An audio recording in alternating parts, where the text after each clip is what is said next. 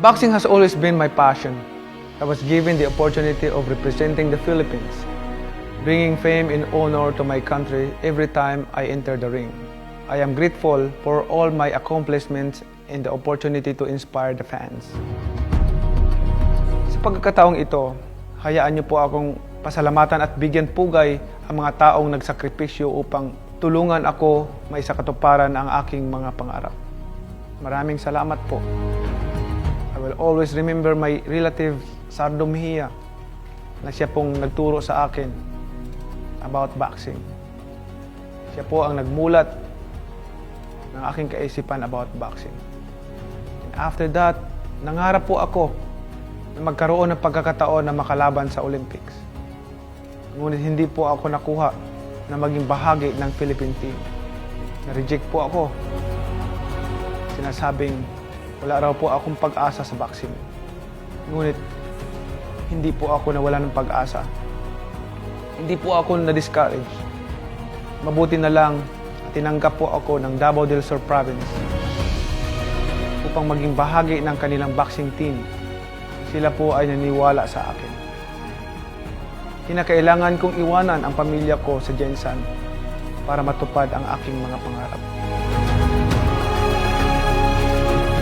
Napakabuti po ng ating Panginoon dahil dinala niya po ako sa mga pamilyang nagkupkup sa akin at tumulong. Taos puso po ako nagpapasalamat sa lahat ng mga taong naging bahagi ng aking tagumpay para marating ko ang aking kinalalagyan ngayon. Sila po ang naging instrumento sa aking tagumpay.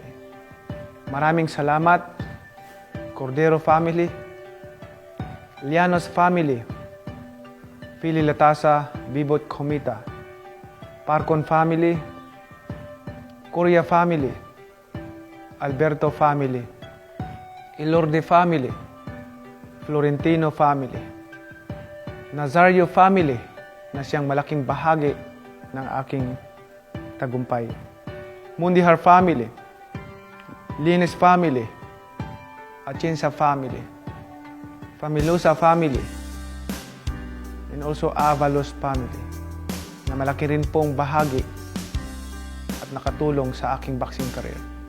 Tolentino family, Vicencio family, Attorney J. Hall na siyang nag-invite sa amin sa Amerika, Aniel family, Shelly Finkel, Estrada family, Revilla family. Maraming salamat po sa inyong pagmamahal at suporta. Hindi ko po makakalimutan siyempre ang nag-recruit sa akin na siyang tumulong upang ako ay magkarating dito sa Metro Manila na si Pulding Coria.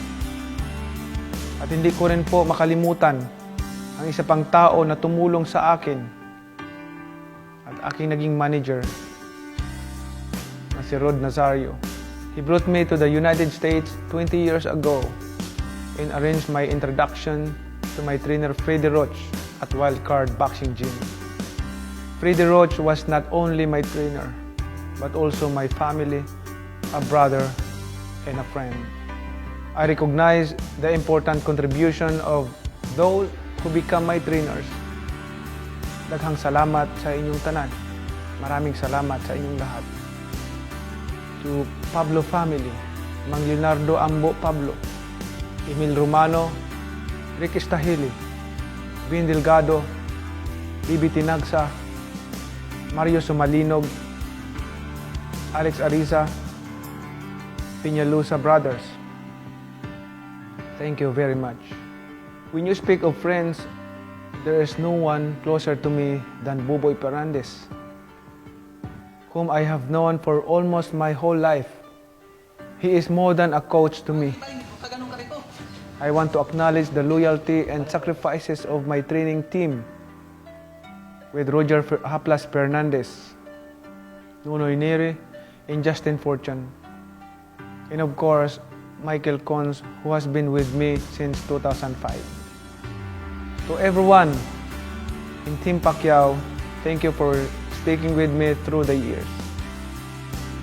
I want to recognize my former promoter, Bob Arum, in his team a top-ranked promotion, for negotiating and staging most of my biggest fights and successful events in my career. Thank you. Towards the end of my career, there were people who also helped me. I would like to thank Attorney Tom Palge, Sean Gibbons, Al Heman, Tom Brown, Fred Steinberg, Attorney Jing Gakal, and Attorney Bong Gakal for giving me the opportunity to stay relevant and finish my boxing career with high-profile championship fight. To all the media who have taken the time to tell my story and for supporting boxing, please accept my deepest appreciation. I truly value your hard work. Thank you po. To the boxing fans all over the world, thank you very much. I deeply appreciate your love and support. Thank you for always praying for me and watching my fights through the years. Who would have thought that Manny Pacquiao will end up with 12 major world titles in 8 different weight divisions? Even me, I am amazed of what I have done.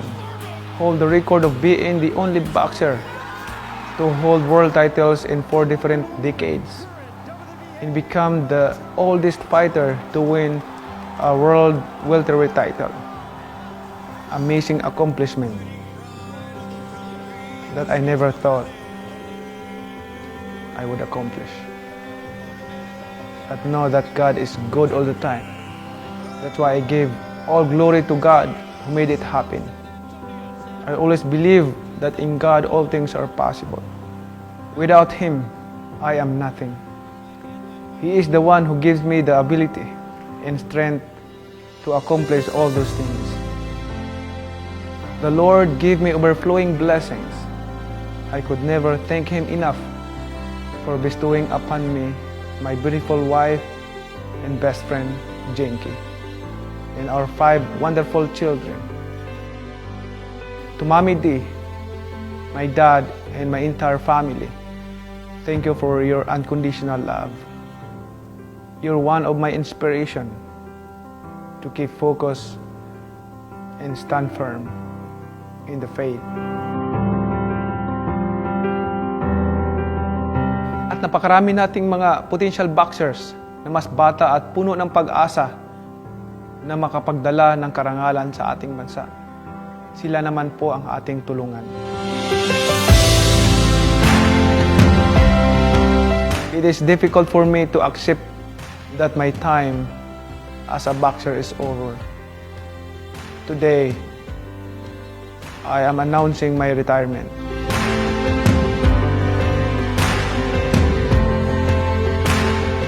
I never thought that this day would come. As I hang up my boxing gloves, I would like to thank the whole world, especially the Filipino people, for supporting Manny Pacquiao. Goodbye, boxing. Thank you for changing my life. When my family was desperate, you give us hope. You give me the chance to fight our way out of poverty. Because of you, I was able to inspire people all over the world. Because of you, I have been given the courage to change more lives. I will never forget what I have done and accomplished in my life that I can't imagine. I just heard the final bell. Tapos na ang boxing. Maraming salamat po sa inyong lahat. God is gold all the time. Thank you.